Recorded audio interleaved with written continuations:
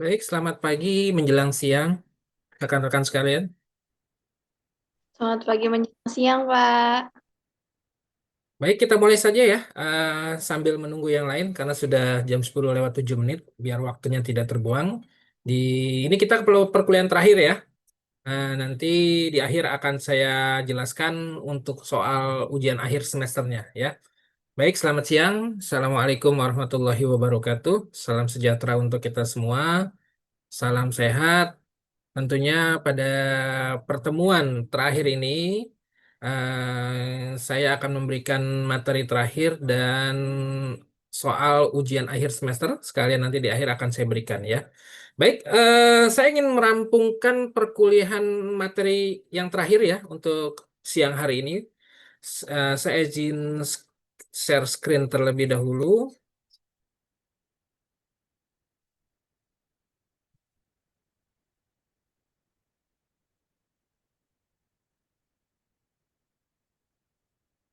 Terlihatkah?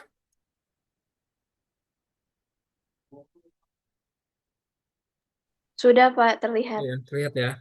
Baik.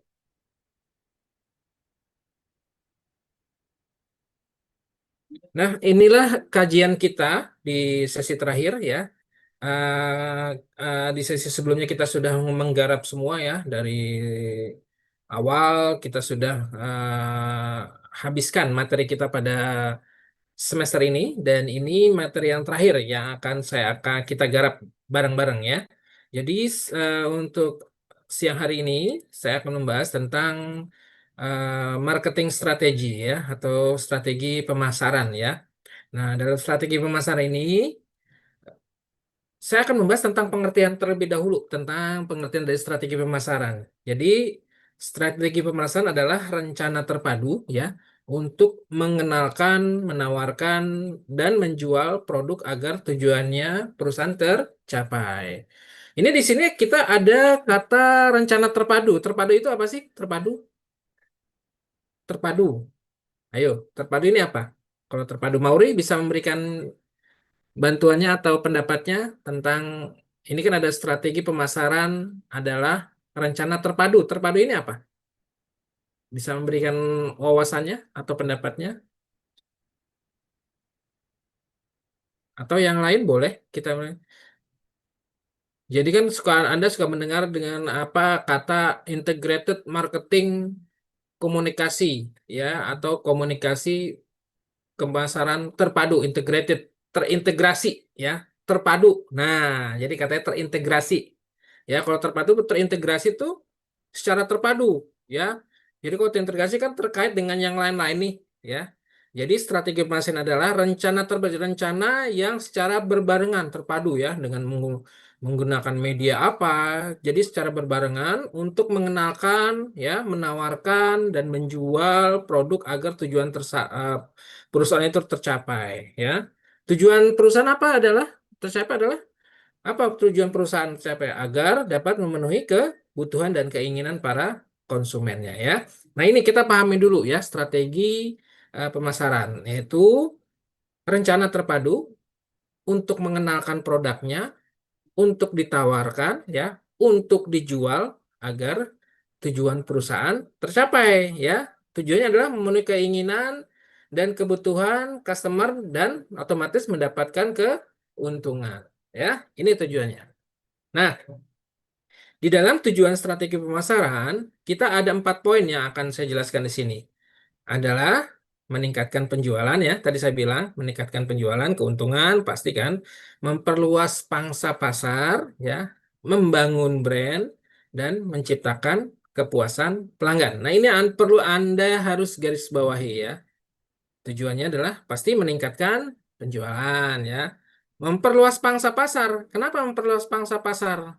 Ya, karena misalnya gini, pasar yang kita jangkau ini, misalkan untuk daerah Jakarta Selatan saja yang sudah ada ini ya.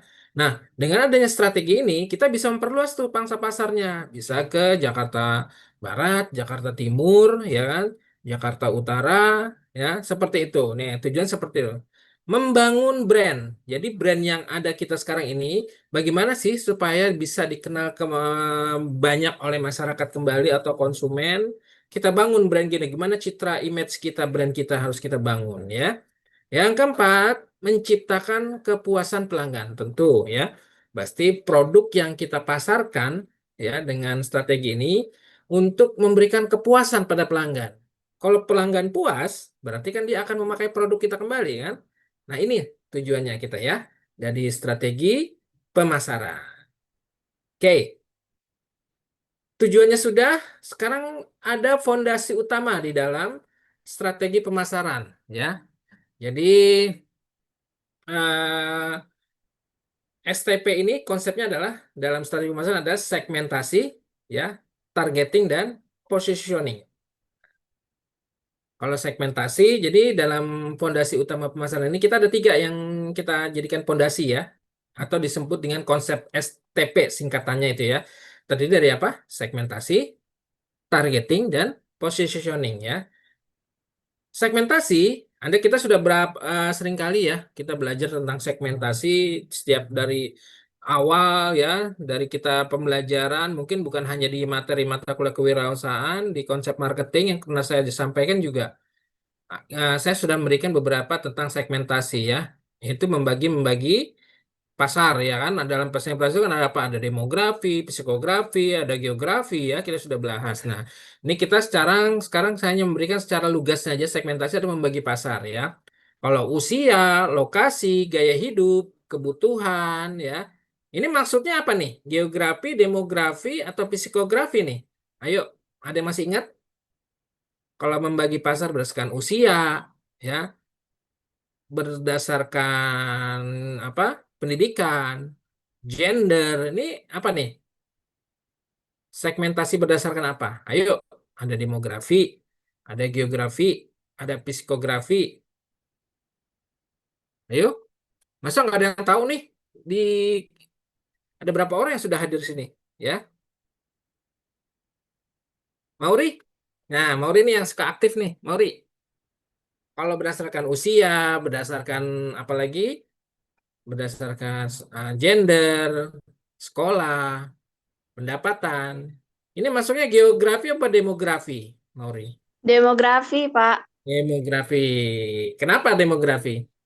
Hmm, karena berdasarkan usia, Ya, lalu jenis, terus pendidikan. pendidikan. Kalau lokasi berdasarkan apa nih? Demografi atau geografi? Apa? Lokasi. Ini kan ada lokasi nih, ada usia, Ya, geografi. geografi. Kalau gaya hidup, kebutuhan berdasarkan Hmm, risiko. Risiko, ya. Nah, geografi bisa ya membedakannya ya, Mauri Bisa. ya. Dan teman-teman yang lain juga harus bisa membedakan nih. Kalau usia berarti kita berdasarkan demografi, lokasi berdasarkan kita geografi. Ya, kita ingin memasarkan misalkan daerahnya Jakarta Selatan, Jakarta Utara, Jakarta Barat. Nah, pangsa pasar gitu gitu ya di situ. Nah, itu berdasarkan geografi. Tapi kalau gaya hidup berdasarkan psikografi, psikologis dari customer kita atau konsumen kita ya. Nah, itu segmentasi namanya ya. Nah, yang berikutnya adalah targeting. Capaian kita memilih segmen paling potensial. Jadi, siapa sih yang akan kita sasar ya untuk menjadi targeting kita ya? Apakah itu tadi kita udah mensegmentasi usia ya kan? Berarti usia umurnya misal 12 sampai 20 tahun. Nah, itu udah tersegmen tuh ya. Lalu pendidikannya, lalu apalagi gaya hidupnya. Nah, itu jadi targeting kita. Siapa sih orangnya? Tergantung produknya. Kalau kita produknya kita memasarkan sebuah laptop, ya, berarti kita sudah bisa ini nih mensegmen ya. Usia laptop tuh dari anak usia 12 tahun sudah bisa pakai sampai bahkan sampai usia 40 apa 50 tahun 40 atau 50 tahun. Ya. Berarti sudah masuk nih. Nah, itu targeting kita. Berarti targetnya siapa kalau lihat dari usia? Semua orang laki perempuan di usia 12 sampai 50 tahun itu masuk. Lalu karena produknya laptop. Lalu apa lokasi? Lokasinya kita pilih yang mana? Pasti yang kota-kota besar ya kan kalau gini. Misalkan Jakarta, Surabaya, ya. Kalau pulau-pulau terluar seperti Kalimantan atau di Papua sana, ini kita masih apa ya? Minatnya masih sedikit ya karena mereka lebih hidupnya lebih di pulau-pulau terluar pedesaan jadi masih susah untuk menjangkau secara apa ya? kalau laptop ini kan kita berkaitan dengan digital ya. Mungkin dengan apa sinyal ataupun dengan apa ya. Kalimantan karena kan sinyal masih karena kita belum rata ya. Mungkin masih segmennya masih di kota-kota besar ya. Mungkin di Medan di ya kota-kota besar saja di seluruh Indonesia ya. Lalu positioningnya apa? Produk kita ini menentukan citra dan posisi produk di benak konsumen. Jadi misalkan laptop kita ini mereknya Apple. Nah, secara positioning, Apple ini kan kita sudah melihat kan, kalau dari kualitas pasti kita sudah tidak meragukan lagi ya, citranya bagus ya. Lalu brand dari Apple ini di benak konsumen ini pasti sudah mempunyai nilai yang positif. Kita bahkan tahu seperti itu ya. Nah, kalau dari mie instan kita pasti yang punya positioning siapa? Mie instan. Pasti Indofood ya, Indomie. Nah, ini yang mempunyai ini dinamakan dengan positioning ya. Ini contohnya ada ya. Kalau bentuk positioning yaitu murah dan cepat ya, premium dan eksklusif, syariah dan amanah ya. Seperti itu ya. Sampai di sini gimana? Ada yang mau ditanyakan dulu? Paham yang saya maksud? Jadi Paham, Pak. fondasi utama kita paham ya. Pemasaran kita Anda ingatnya hanya STP saja. STP itu terdiri kata segmentasi, targeting dan posisi. Positioning. Oke. Ada yang mau ditanyakan? Sampai di sini? Masih ya? Belum Cukup ada, paham? Bapak. Kita lanjut dulu ya. Baik.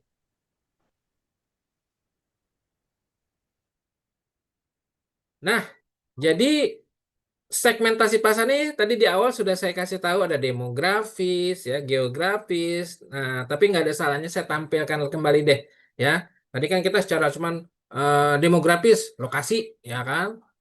Geografis berdasarkan umur. Nah, ini lebih detailnya saya sampaikan ya. Jadi kalau secara demografis metode pemasarannya untuk membagi pasar itu atau audiens menjadi kelompok-kelompok lebih kecil ya berdasarkan karakteristik statistik seperti tadi yang mau dibilang usia, jenis kelamin ya, pendapatan, pekerjaan, pendidikan, status perkawinan dan ukuran keluarga ini secara demografis. Kalau secara geografis berarti dari tata letak nih kalau kita pikiran secara umumnya ya. Strategi pemasaran membagi pasar yang lebih besar menjadi kelompok-kelompok lebih kecil berdasarkan lokasi. Nah, ini kan kata kunci di sini kan, lokasi fisik seperti negara, ya kan, wilayah, Jakarta Selatan, Jakarta Timur, Jakarta Utara, dan pesan pemasaran agar lebih relevan dengan kebutuhan lokal ini, iklim, budaya, dan preferensi pelanggan di area tersebut, sehingga meningkatkan efektivitas kampanyenya. Ya, kalau kampanye kita kan istilahnya sebagai media. Ya, kita strategi komunikasi menggunakan jenis media komunikasi atau teknik kampanye. Ya, nah ini kan kalau kadang-kadang kita identik kampanye itu kan dengan politik ya. Memang benar dalam politik juga untuk supaya dia terpilih, dia menggunakan strategi kampanye. Tapi di dalam kita memasarkan suatu produk, kita juga menggunakan kampanye ya. Kampanyenya bisa berupa mengadakan event marketing, bisa promotion sales ya dan lain-lain. Baik, demografis sudah, geografis sudah. Nah, di sini ada psikografis ya, tadi yang saya bilang. Kalau secara psikografis, metode riset pasar yang membagi konsumen ke dalam kelompok berdasarkan atribut psikologis ya, seperti gaya hidup yang tadi saya bilang ya, kita bahas tadi.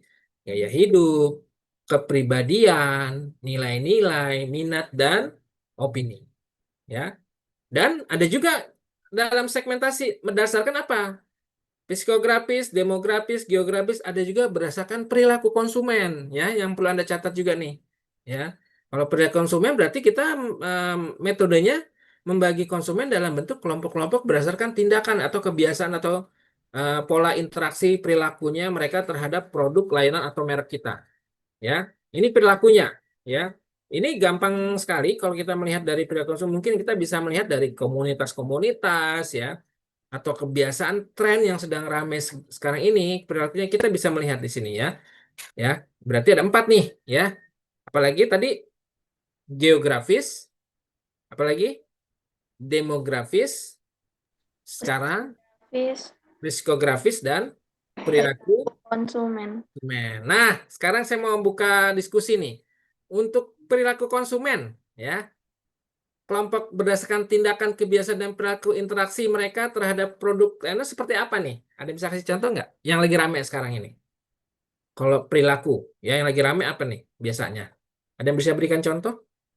Jadi ini kita melihat segmentasinya berdasarkan dalam kelompok-kelompok berdasarkan tindakan atau kebiasaan, ya, atau pola interaksi, ya, pola interaksi terhadap produk, layanan, atau merek.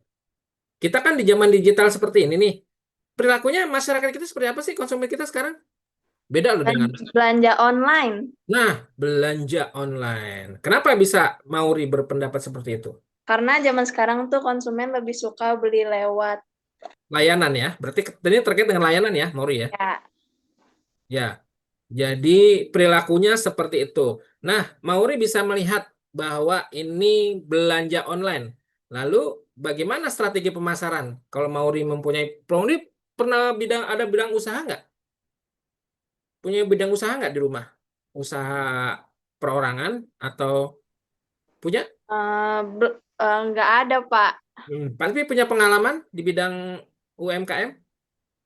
Nggak, belum. Belum. Nah, kalau Mauri dijadikan seorang UMKM, mau rencana mau memasarkan apa nih produknya? Bapak sebentar ya, Pak. Ada yang ngetok-ngetok rumah. Bentar, Oke. bentar. Oke, yang lain silakan. Jangan Mauri terus nih. Ini kan banyak nih yang pada berani memberikan pendapat ya. Silakan. Ada yang berani? Ya, ini kan tadi Mauri sudah memberikan bahwa perubahan perilaku masyarakat kita adalah dengan belanja online. Ya, berarti strategi kita selaku seorang produsen apa yang akan dilakukan? Strategi marketingnya seperti apa? Ayo, ada yang berani memberikan pendapat? Halo, Pak. Ya, gimana Mauri? Jadi Tadi kalau Pak Roy, produknya apa nih rencana kalau punya UMKM yang akan pasti kan punya dong dia hati kecil mau saya mau wirausaha pengen, buat sampingan gitu. pengen, Pak. Apa itu produknya? Produk eh jasa atau produk jadi? Kayak hijab gitu loh, Pak. Nah, berarti produk jadi ya, produk Iya. konsumen. Nah, ini kan produk konsumen kita kan tadi Mauri bilang lebih senang menggunakan online. Lalu strategi komunikasinya dari Mauri seperti apa? Strategi marketingnya supaya bisa memenuhi mereka-mereka yang perilakunya senangnya belanja online. Lalu Mauri menggunakan apa nih? Medianya atau apanya? Lebih ini yang ngepromosiin lewat video gitu dari TikTok kalau nggak Hmm, Instagram. betul. Tepat sekali ya. Jadi dengan konsumen kita yang sudah terbiasa menggunakan belanja online, berarti strategi marketingnya Mauri menggunakan tetap media marketing digital juga. Karena online ini kan terkait dengan media digital. Tadi Mauri menggunakan TikTok, ya, bisa menggunakan Instagram, Facebook, ya, dan lain-lain. Inilah dinamakan dengan secara terpadu, ya, terpadu. Jadi Mauri ini menggunakan strategi marketing menggunakan beberapa media. Jadi secara terpadu tuh ya, dia hembuskan pesan-pesan dari produk yang dimiliki Mauri melalui Instagram, melalui Facebook, melalui TikTok, melalui YouTube misalkan. Nah, itu boleh. Itu yang dinamakan dengan marketing secara terpadu, serentak ya, terpadu itu ya. Nah, inilah ya dari 4 segmentasi yang sudah saya paparkan kepada Anda-Anda sekalian yang sekarang ada di forum Zoom ini ya.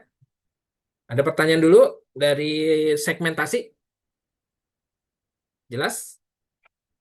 Jelas ya, tidak ada. Pas, Pak. Ya, baik. Dari segmentasi kita sekarang beralih ke targeting ya. Target ini ya adalah sasaran kita nih ya.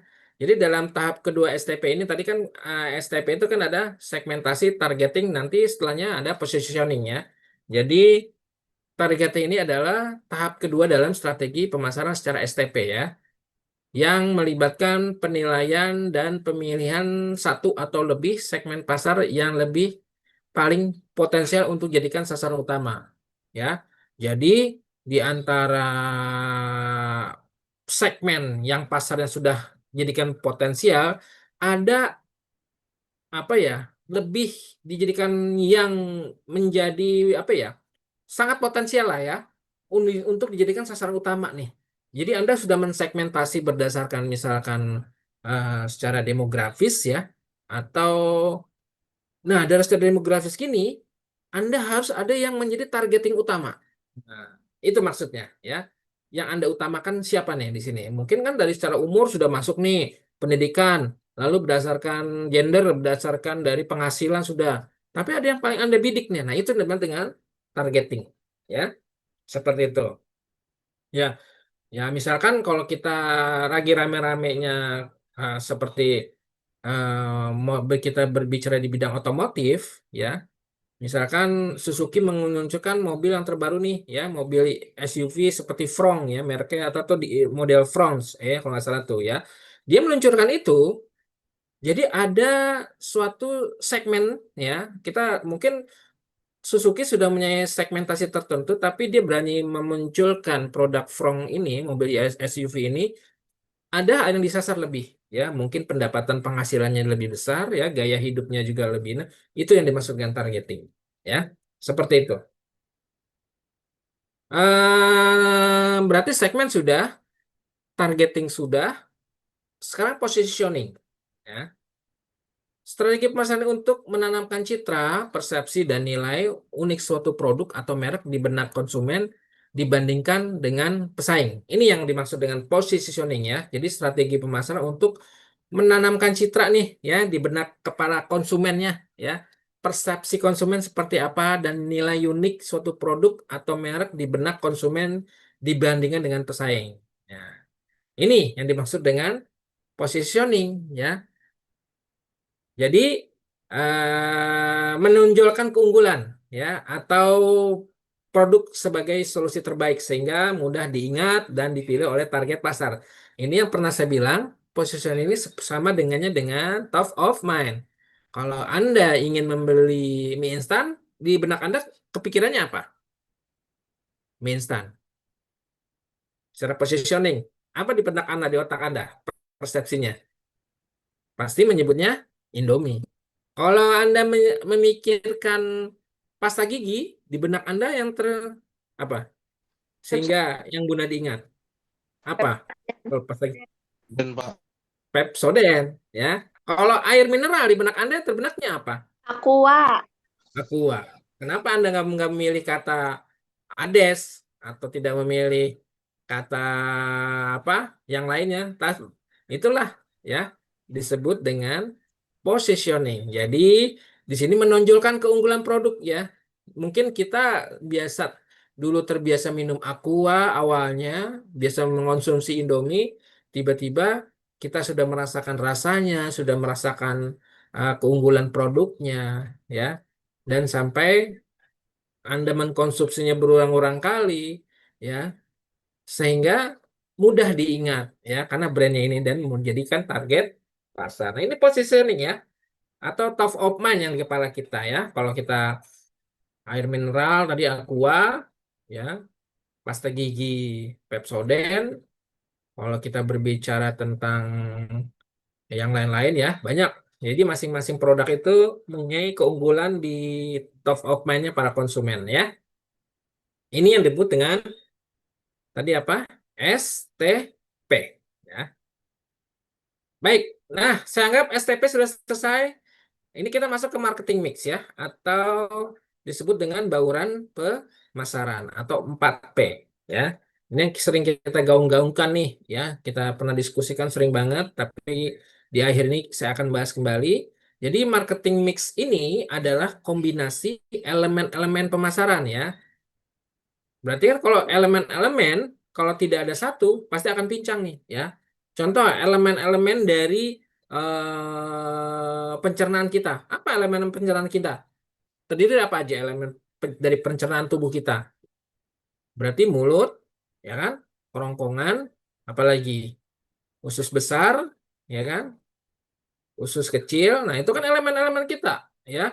Berarti kalau salah satu elemen ini tidak berfungsi, berarti kan tidak berjalan, ya kan? Nah, sama dengan halnya dengan marketing mix ini, ya. Kalau elemen pemasaran yang satu tidak berfungsi, otomatis produk yang akan kita kenalkan tidak akan berhasil, ya. Jadi elemen pemasaran ini digabungkan dalam dan dikendalikan perusahaan untuk menghasilkan respon, ya, yang diinginkan oleh pasar sasaran kita nih, ya. Jadi yang disebut paling dikenal dengan ada 4P apa aja? Ada produk, ya, ada price, ada place, ada dan promotion, ya. Tapi seiring berkembangnya sekarang ini, ada yang sampai mewujudkan ada tim tambah 3 poin lagi ya, 3P lagi. Apa aja di dalamnya? Ada people, ada proses, ada physical evidence, ya. Nah, evidence ini bisa adalah lingkungan fisiknya, di mana produk itu kita ditawarkan, ya. Jadi inilah strategi dasar yang membantu bisnis memperkenalkan produk, ya, menarik konsumen dan mencapai tujuan pemasaran secara efektif. Nah, kita akan bahas ini nih, ya, dari keempat elemen ini, ya, 4P ini. Kita bahas produk dulu deh. Nah, ini produk, ya. Produk yaitu suatu barang, ya, atau fisik, ya, bisa produk barang fisik, bisa jasa, bisa ide. Nah, itu produk, ya, atau kombinasi keduanya yang ditawarkan produsen ke pasar untuk diperhatikan, dibeli, digunakan atau dikonsumsi guna memenuhi kebutuhan dan keinginan para konsumen. Jadi produk mencakup apa bisa tuh atribut yang berwujud dan tidak berwujud memiliki nilai guna. Nah, saya kembali tanya kepada Anda di sini nih, ya. Seperti artis ini produk atau bukan? Artis, ya. Produk bukan artis ini. Ayo, ada yang bisa memberikan pendapatnya? Artis ini produk bukan?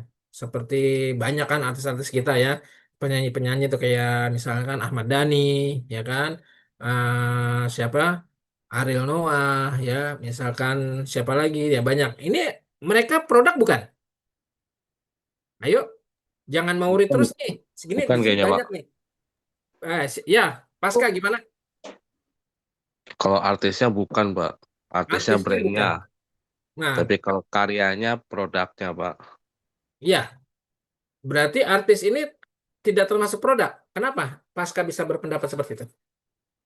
Artisnya sebagai brandnya, Pak. Brandnya. Nah, lalu Kalau yang karyanya kayak itu musik atau film itu baru produknya dia, Pak. hmm, gitu, ya. Berarti kalau karya misalnya kita contoh siapa nih? Pasca, coba kamu ambil contoh artis siapa? Coba yang kamu kenal di Indonesia.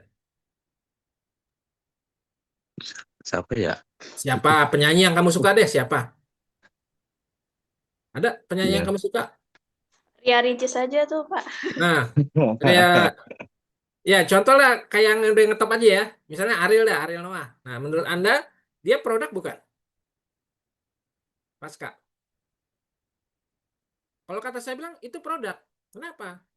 Anda bisa di sini dikatakan ya. Produk itu bisa fisik ya, barang fisik ya. Nih kita ada fisik nih kata fisik ya. Bisa jasa ya. Berarti kan secara fisik Ariel kan hadir nih ya. Dia menawarkan apa di sini?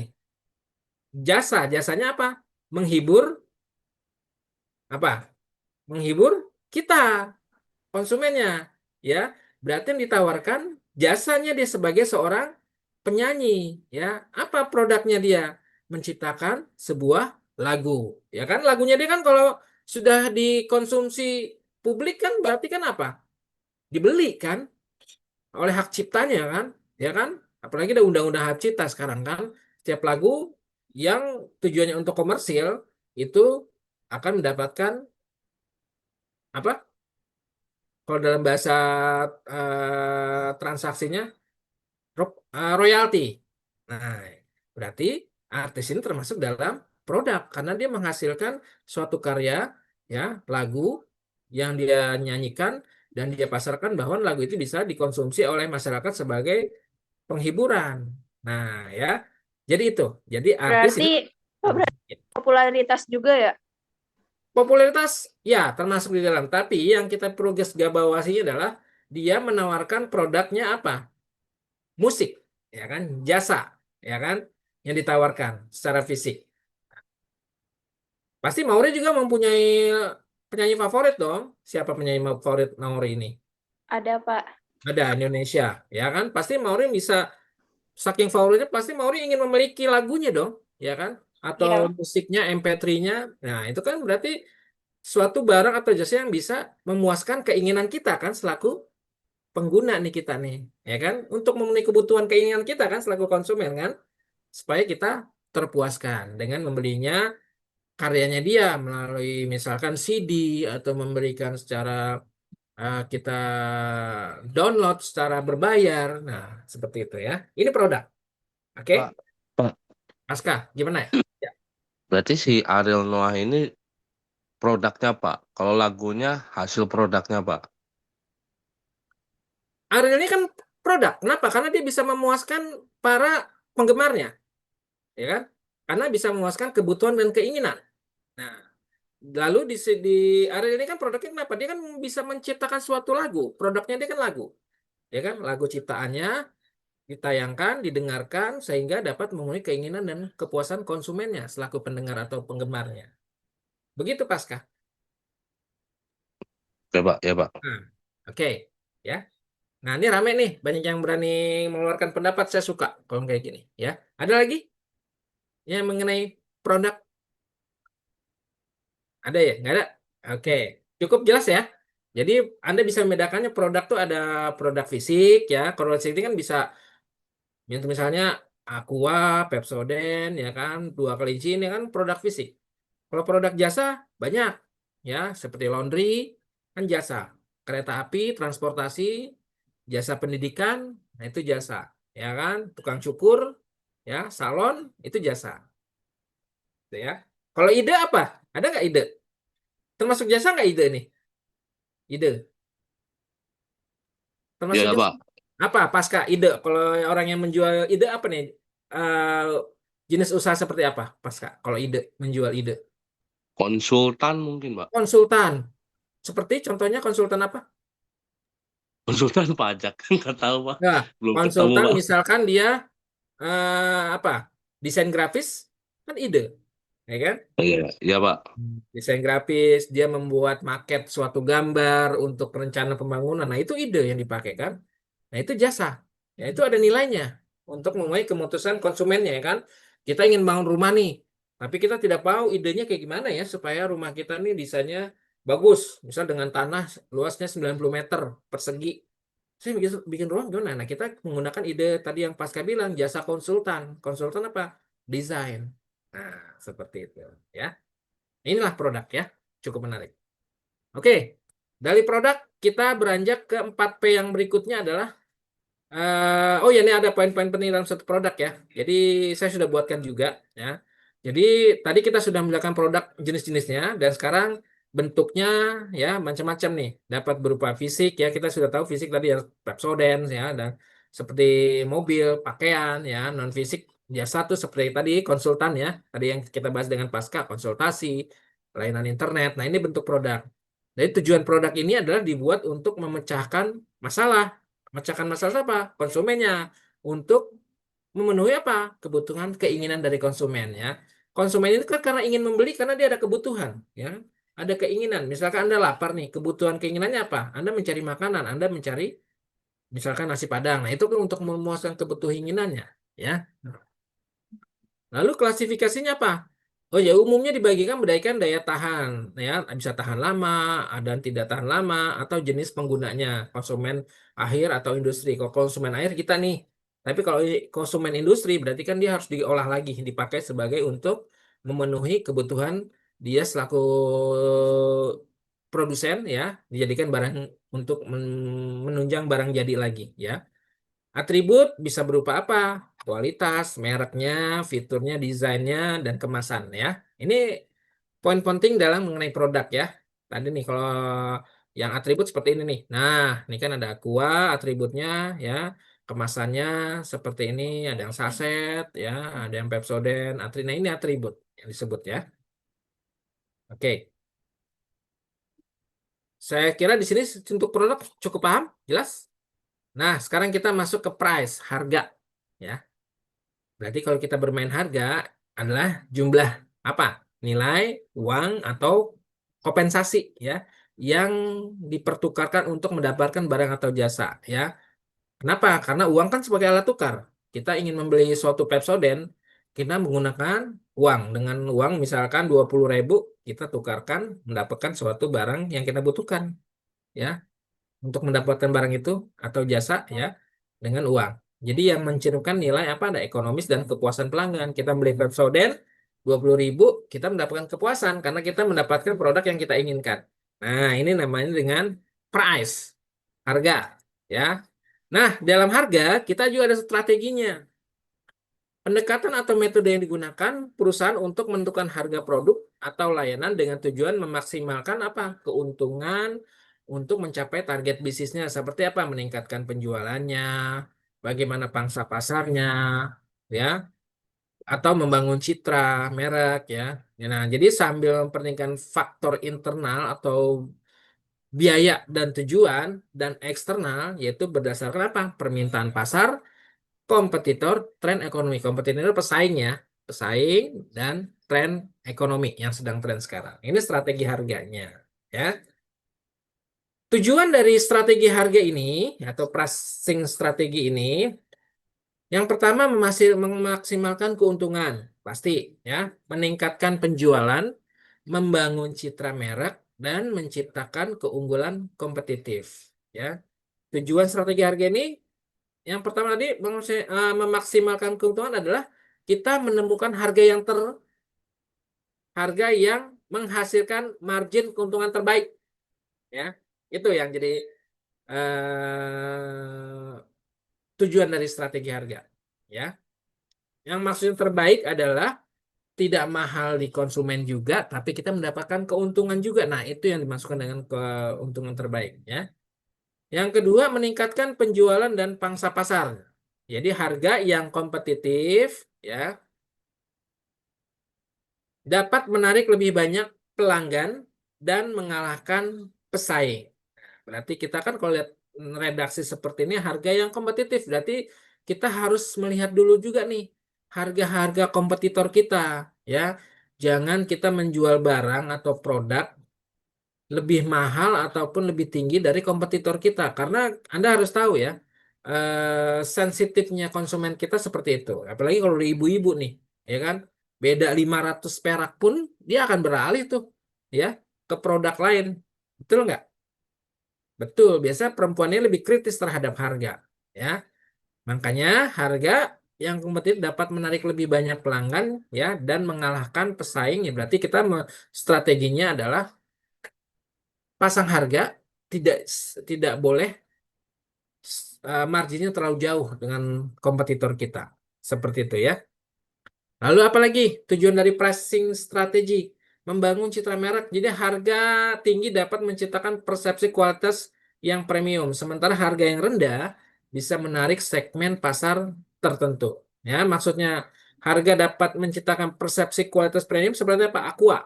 Ya, kita tahu, ya, produk Aqua nih, ya, yang galon nih. Walaupun kompetitornya ada Le Mineral, ada apa lagi? Ada Aquasis, ya, ada Ades, tapi dia tetap tidak menurunkan harga karena kualitas harga di premium. Kenapa dia kalau tidak menurunkan harga?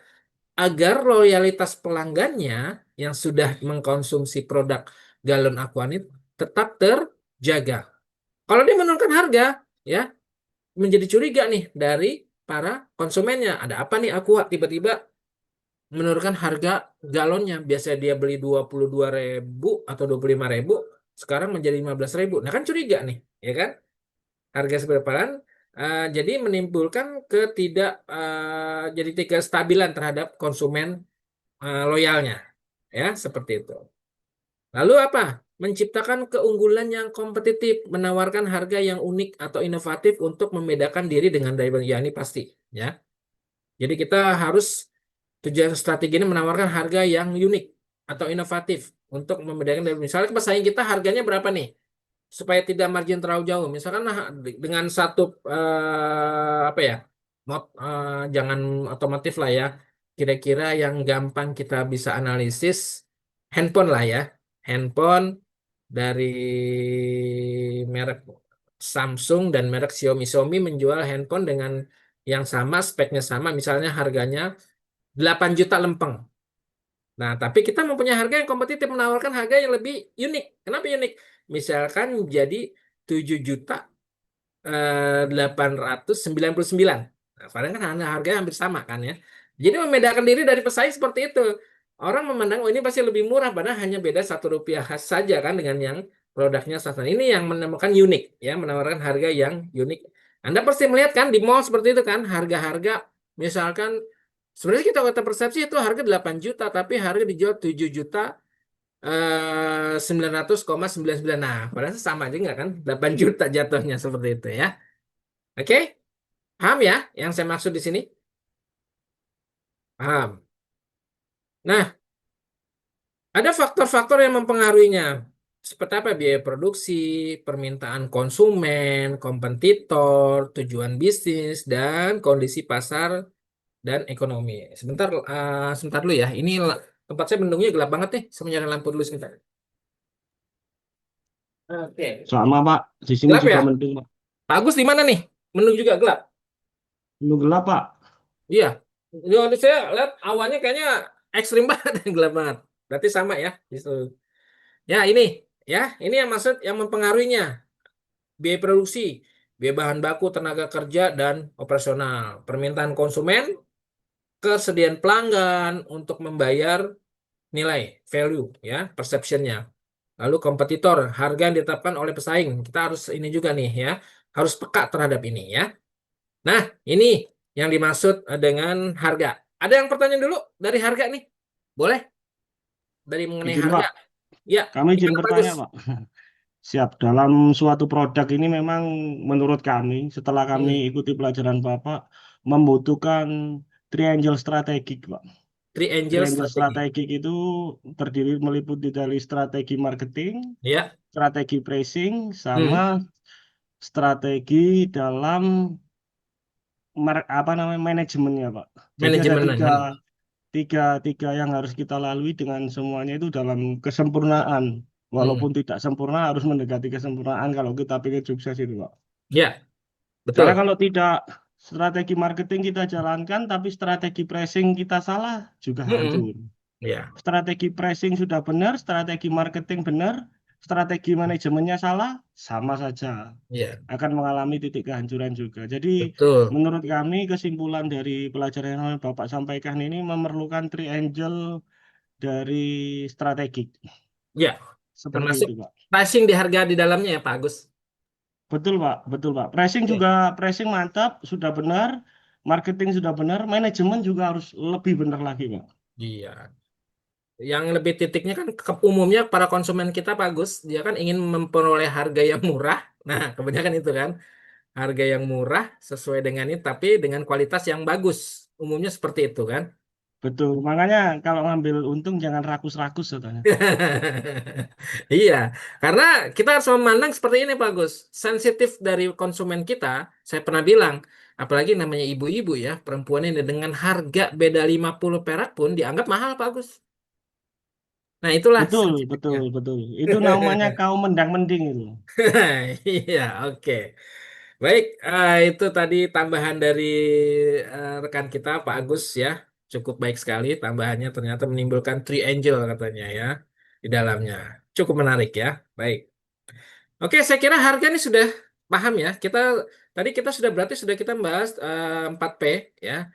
Produk sudah, price. Sekarang kita membahas dengan place. Nah, plus ini adalah komponen komponen dalam bauran pemasaran ya atau marketing mix yang tadi saya bilang ya. Ini merujuk pada strategi distribusi ya. Kalau place tempat ini jangan kita berangkat pasti milihnya pasti tempat nih. Ah, di mana lokasi mana. Tapi plus ini merujuk pada distribusi, lokasi fisik dan platform digital yang digunakan agar produk mudah dijangkau oleh pelanggan. Nah, itu yang perlu kita garis bawahi ya. Jadi saluran distribusi kita harus lancar nih supaya barang kita dapat dijangkau oleh konsumen kita. Lalu lokasi fisik berarti kan kalau dengan dijangkau kita harus memperhatikan apa lokasi fisiknya ya, Dan atau kita sudah zaman di era digital, pakai platform digital yang digunakan agar produk mudah dijangkau oleh pelanggan. Platform digital kita bisa menggunakan misalkan marketplace ya, seperti Shopee, bisa menggunakan Tokopedia, bisa menggunakan Blibli, itu kan platform digital ya yang bisa kita gunakan dalam mendistribusikan produk kita ya. Distribusi ya harus lancar nih. Anda sudah tadi yang Pak Agus bilang ada 3 ya elemen. Marketing, pricing ya. Satu lagi apa Pak Agus tadi? Yang three angel Manajemen. management ya, manajemen. Nah, kalau pricing ini tergantung dari marketing kita. Kita marketing yang kita sudah jor-joran nih ya, biayanya harganya tinggi. Marketing ini kita kena dengan media nih. Apalagi kita menggunakan media televisi, pasti harganya kan tinggi nih. Terkait tentang spot iklan yang akan ditayangkan oleh TV ini itu hitungannya per detik, itu pasti tinggi tuh baik biayanya ya. Kita sudah memunculkan biaya marketing tinggi, tapi distribusinya kita kurang lancar nih barang yang kita distribusikan. Otomatis konsumen sudah melihat, wah ini produknya saya udah paham nih, tapi barangnya nggak ada. Nah, ini kan suatu hal yang menjadi kegagalan juga ya dalam kita untuk memuaskan kebutuhan kinian konsumen. Ya, promosi udah bagus, ya kan, manajemen sudah diatur. Oke, manajemen marketingnya gunakan platform media ini ya, kita atur biaya-biaya iklannya sudah kita tiba-tiba distribusinya nggak lancar.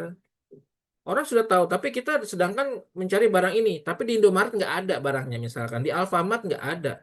Nah, kan rugi, ya kan dengan biaya promosi yang tinggi. Nah, berarti harus ditunjang dengan distribusi, ya. Dan satu lagi lokasi fisiknya, ya kan? Saya bilang tadi, lokasi fisik kita apa? Anda bisa taruh produk-produk kita di Indomaret dan Alfamart. Sekarang di mana? Di daerah tempat kita tinggal pasti ada Indomaret dan Alfamart, betul? Betul, ya. Di tempat tinggal manapun di seluruh provinsi. Pasti di situ ada Indomaret, pasti di situ ada Alfamart. Nah, itu lokasi fisik bisa gunakan ya sebagai. Nah, kalau platform digital kita bisa gunakan apa tadi? Shopee, ya kan? Apalagi Tokopedia, Blibli. Nah, ini kan mencakup saluran distribusi nih ya. Jadi manajemen rantai pasok dan titik penjualan kita sudah tentukan. Nah, ini dimaksud dengan place ya. Paham di sini, saudara-saudara sekalian? Jelas ya, yang dimaksud dengan place. Nah, di sini juga saya jelaskan juga ada jenis saluran distribusi. Jadi bisa langsung, bisa semi langsung, bisa tidak langsung. Kalau langsung, produsen langsung menjual ke konsumen. Nah, ya itu contohnya seperti apa? Petani di pasar ya, dia menjual barang, ada pembeli pada datang ke pasar, ibu-ibu dengan itu secara langsung menjualnya. Ya, toko online ya, milik produsen. Jadi kan produsen ini langsung punya website tersendiri lah ya, mempunyai toko online sendiri. Jadi ada orang pesan, langsung barang dikirim. Nah ini langsung ya. Tapi gimana dengan semi langsung? Kalau semi langsung ini melalui suatu perantara nih kita distribusinya, misalkan penerbit ke sekolah lewat sales ya. Biasanya kita memasarkan produk buku ya, buku sekolah nih, kita pasarkan lewat sales, biar sales yang bekerja nih untuk menjangkau sekolah-sekolahnya, itu bisa. Nah, itu secara semi langsung. Tapi kalau secara tidak langsung, bisa melalui beberapa perantara seperti apa? Agen ya, grosir, pengecer, nah itu ya. Contoh pabrik minuman ke konsumen lewat agen dan sales. Nah, inilah yang disebut jenis saliran distribusi. Oke. Jelas ya, lengkap. Saya nggak usah ngomong dengan blang, blang, blang, blang, blang. Nah, langsung kepada titik tujuannya. Nah, lalu fungsi utamanya apa?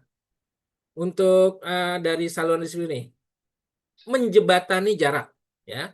Menyediakan informasi, mempromosikan, mengambil resiko, menerima pembayaran. Kita lihat yang pertama dulu.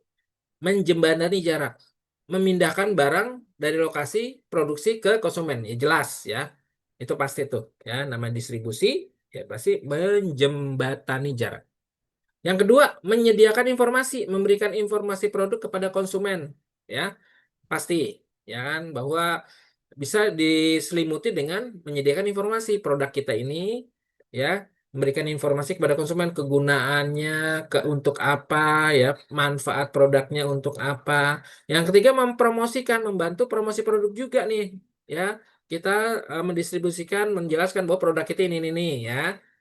Lalu mengambil resiko, menanggung resiko barang tidak laku. Ini yang perlu digarisbawahi ya. Lalu menerima pembayaran, memproses pembayaran dari konsumen. Ini fungsi utama dari distribusi. Oke. Berarti sudah berapa elemen tuh yang saya sampaikan ini plus nih. Tadi ya, salurannya langsung, semi langsung, tidak langsung. Lalu fungsi utamanya adalah menjembatani jarak, menyediakan informasi, promosi, mengambil risiko, dan penerima pembayaran. Oke. Nah, 3P kita sudah bahas. Apa tadi yang pertama? Pernah tadi apa? Produk. Yang kedua apa? Price. Yang ketiga, sekarang ini place ya. Berarti ada satu lagi nih. Apa? Apa? Oke. Promosi nanti terakhir ya. Nah, ini kan saya masih di strategi distribusi nih. Intensif, selektif, eksklusif ya. Jadi strategi distribusi ini bisa Anda gunakan 3 ini. Intensif, selektif, eksklusif. Intensif, produk tersedia di banyak tempat nih. Kalau intensif ya. Contoh untuk produk kebutuhan sehari seperti sabun, sikat gigi nih. Ini intensif nih. Karena kebutuhan sehari-hari yang kita pakai ya. Distribusinya harus intensif karena cepat habis barangnya. Seperti sabun, sikat gigi ya, sabun cuci piring ya kan cepat habis tuh karena dipakai sehari-hari ya. Bagaimana dengan selektif? Strategi distribusi secara selektif. Produk disalurkan melalui beberapa pengecer, distributor, pilihan atau area. Ya, ini seperti agen ya, pengecer ya. Yang ketiga, eksklusif. Hanya satu atau sedikit outlet di area tertentu yang menjual produk seperti merek mobil mewah. Ya, ini eksklusif nih kalau kita bermain di otomotif. Jadi, strategi distribusinya tergantung produknya ya. Kalau kita selaku produsen sabun mandi, sikat gigi ya berarti kita menggunakan strategi distribusi intensif karena barang itu cepat habis ya, kebutuhan sehari-hari. Nah, seperti itu. Nah, sekarang kita masuk di Pro P yang keempat ya. 4P, marketing mix, produk, apalagi price, place, promotion. Nah, kalau promotion bertujuan untuk menginformasikan ya. Namanya kita promosikan berarti menginformasikan ya. Menginformasikan, membujuk, dan mengingatkan kepada target konsumen tentang produk atau jasa untuk apa tujuannya meningkatkan penjualan kita ya. Akan kesadaran merek kepada konsumen dan loyalitas pelanggan kita. Nah, ini tujuan promosi. Seperti itu ya. Jadi agar barang itu bisa penjualannya meningkat ya, kesadaran merek terhadap konsumen terhadap produk kita meningkat juga atau awareness-nya, dan loyalitas pelanggannya juga tinggi ya. Nah, ini poin-poin penting dalam promosi ya. Tujuan utamanya dalam kita berpromosi adalah meningkatkan penjualan, itu pasti ya, memperkenalkan produk, membangun citra. Lalu fungsinya apa? Menyebarkan informasi mengenai keunggulan produknya yang meyakinkan konsumen untuk melakukan apa? Pembelian ya. Nah, nomor 4-nya yang berikutnya adalah bauran promosi. Jadi meliputi apa aja nih? Misalnya iklan, media celet di dalam promosi ini ada bauran promosi lagi atau promotional mix ya. Jadi bauran pemasaran ada 4 kan tadi ya. Apalagi produk, price, place, promotion. Di dalam promotion ini ada namanya bauran promosi, tapi bukan bauran pemasaran. Kalau bauran pemasaran yang 4P tadi. Nah, kalau bauran promotion ini ada terbagi-bagi lagi, meliputi apa aja? Iklan, ya kan? Sales promotion, apalagi di sini? Apalagi? Personal selling, kok balik ke sini. Nah, PR, public relations bisa nggak? ini masuk humas, publisitas. Oh ya, oke. Ada ya. Dan pemasaran langsung. Ini dimaksud dengan bauran promotion atau promotion mix ya. Kalau marketing mix yang 4P tadi ya. Price, product, promotion. Nah, kalau bauran promotion mix ini terdiri dari apa? iklan, apalagi sales promotion, personal selling, tadi yang Mbak Retno bilang, Bu Novia, humas dan publisitas, nah PR, dan pemasaran langsung atau direct sales. Ya, ini ya jantungnya justru di sini. Jadi Anda nanti dalam berpromosi tidak usah pusing-pusing, langsung lihat bauran promotionnya aja atau promotion mixnya. Apa aja yang kita pakai? Iklan. Apa aja yang kita pakai medianya? Bisa cetak, elektronik, digital. Ya, elektronik Anda bisa pakai apa? TV, radio. Tapi kalau kita menggunakan digital, bisa menggunakan apa? TikTok, ya kan? Apalagi Instagram, Facebook, bisa menunjukkan YouTube. Nah, tapi kalau sales promotion, kita bisa menggunakan apa? Tekniknya diskon ya. Apabila Anda membeli 3 produk, mantap kita diskon 10% ya kan? Atau kupon. Nah, kalau personal selling, berarti ini sales yang bekerja ya, penjualan tatap muka.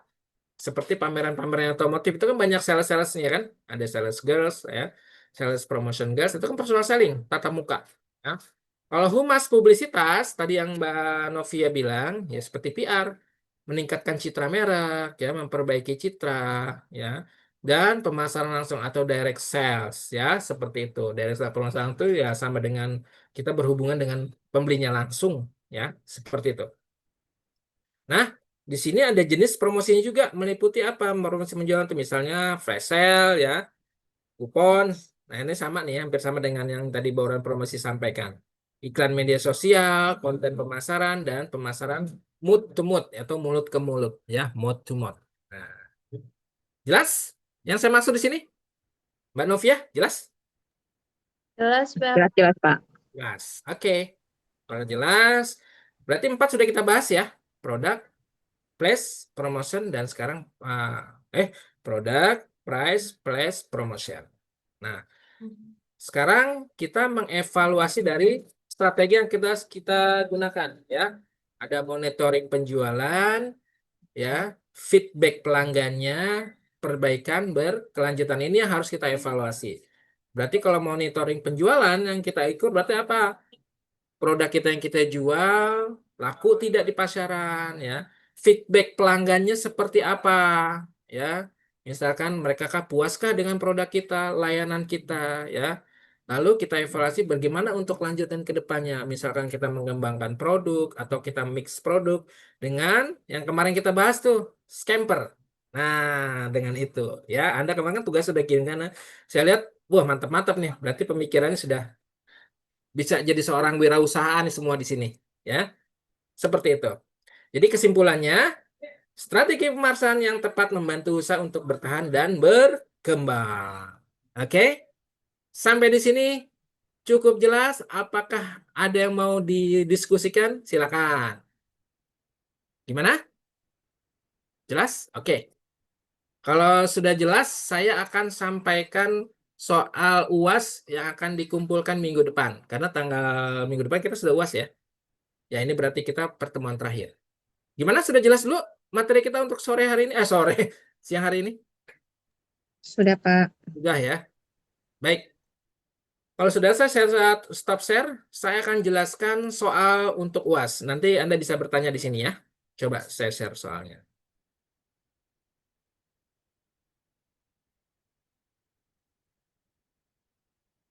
Nah, ini soalnya.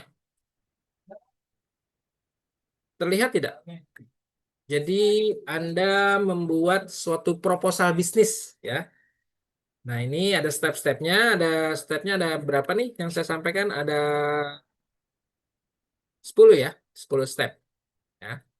Jadi yang pertama Anda intinya membuat suatu proposal lah ya, proposal bisnis ya yang akan Anda gunakan nih. Anda punya berpikir misalnya ingin buat sesuatu bisnis, tadi Mauri ingin membuat suatu pakaian lah.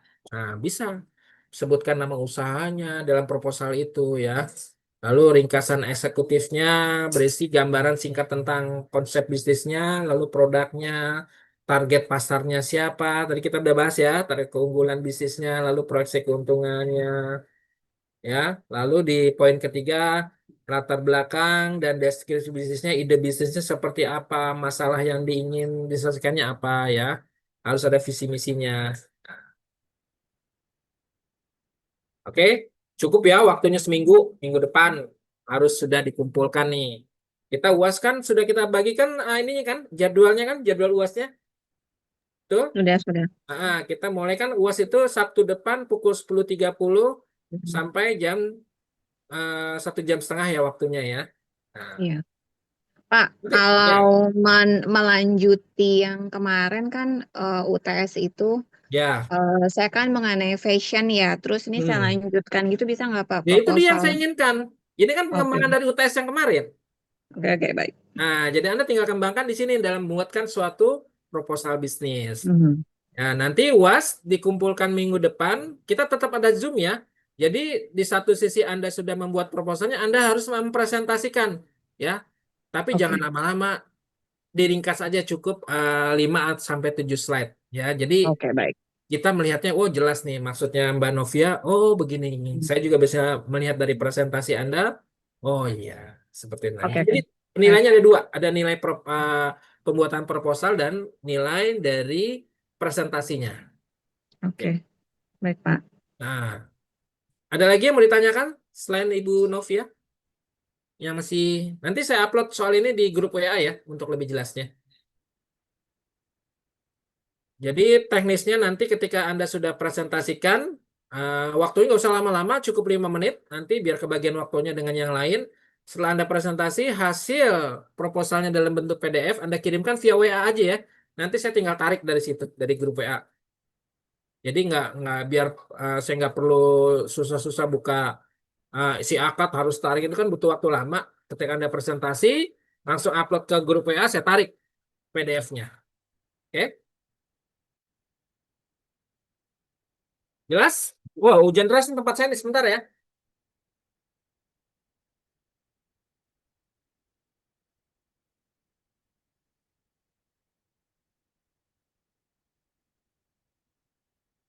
Gimana ada yang lain yang ingin ditanyakan? Ini sih cukup jelas ya soal saya nih. Udah dikasih step-stepnya kok, rencana operasional, letaknya, lokasi usaha, rencana keuangannya.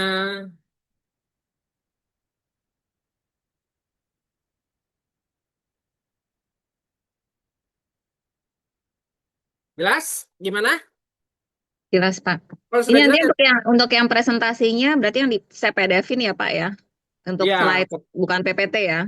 Oke, presentasi ini nanti Anda poin-poinnya saja ambil ya oke, dari oke, sini baik. yang ingin disampaikan.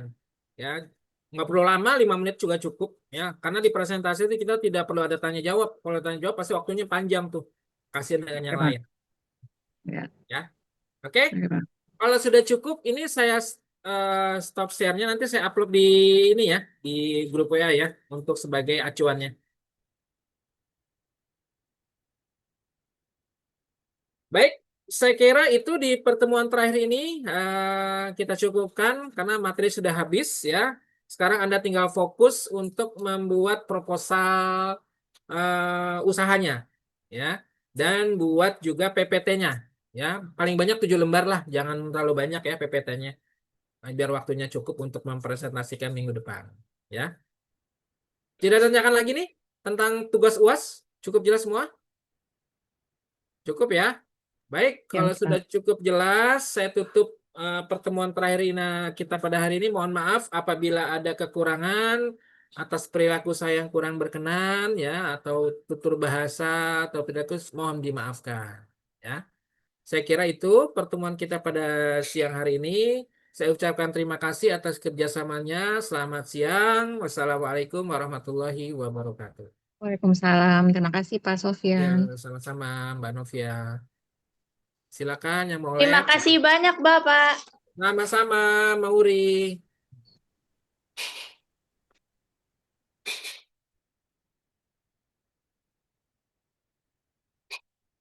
Makasih, Pak. Ya, Rizky.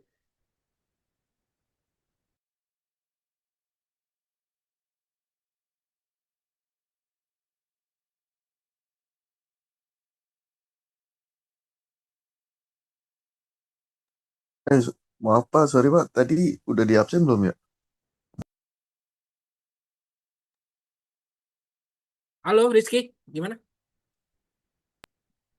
Maaf, Pak. Tadi sempat sempat kepental keluar, Pak. Udah Ah. di absen belum, Pak? Oh Mau iya, nanya, Pak. iya. Absen nanti kita sekaligus dengan UAS ya, karena UAS ada 2 nih, ya. Ada membuat proposal dan ada presentasi nanti di akhir. Ya, sekali di situ aja. Oh, siap. Makasih, Oke. Pak. Yuk.